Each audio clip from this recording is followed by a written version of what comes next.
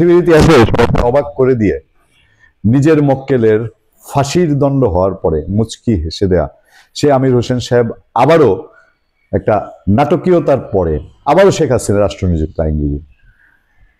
আলহামদুলিল্লাহ, শুকুর আলহামদুলিল্লাহ বলবো নাকি ইন্নালিল্লাহ বলবো আমি জানি না। এতে করে শেখ হাসিনার কি আসলো গেল তাও আমি জানি না। তবে আমির হোসেন সাহেব তার আইনজীবী হয়েছেন। গুমের মামলায়ও শেখ হাসিনা রাষ্ট্রনিযুক্ত আইনজীবী সেই আমির হোসেন।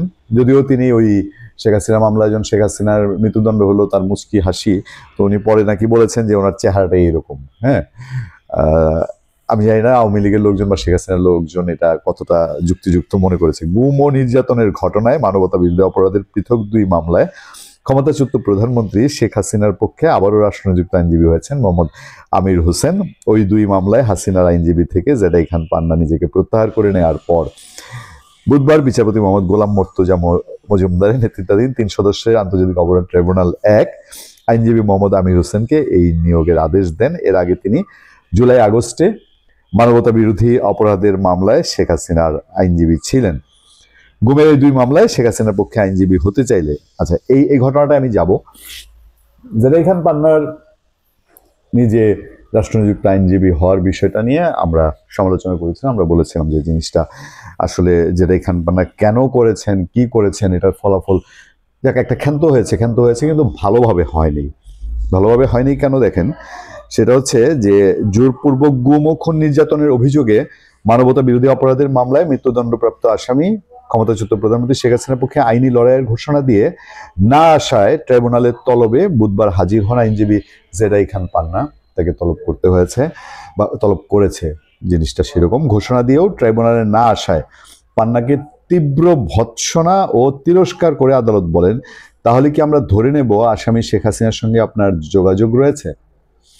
ইন্টারেস্টিং না? কারণ আপনি তো পূর্বে বলেছেন যেখানে আসামির আস্থা নেই সেখানে আর আপনি যাবেন না। পরে জেডাই খান পান্না আদালতের কাছে নিঃশর্ত ক্ষমা প্রার্থনা করেন।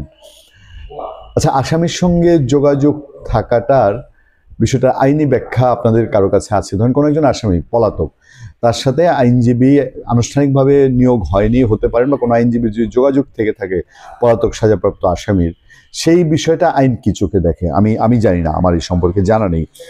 জানতে চাইলে জানতে পারবো নিশ্চয়ই, সামনে আমি কোনো একজন আইনজীবীকে জিজ্ঞেস করে আমি আপনাদেরকে জানাবো। 23 নভেম্বর সকালে শেখ হাসিনার পক্ষে লড়তে চেয়ে ট্রাইব্যুনালে আবেদন করেন আইনজীবী জেডাই খান পান্না। পরে এই বিষয়ে শুনানিতে ট্রাইব্যুনাল 1 চেয়ারম্যান বিচারপতি মোহাম্মদ গোলাম মর্তুজা মজুমদার নেতৃত্বাধীন 3 সদস্যের ট্রাইব্যুনাল আবেদন মঞ্জুর করে স্টেট ডিফেন্স হিসেবে নিয়োগ দেন পান্নাকে।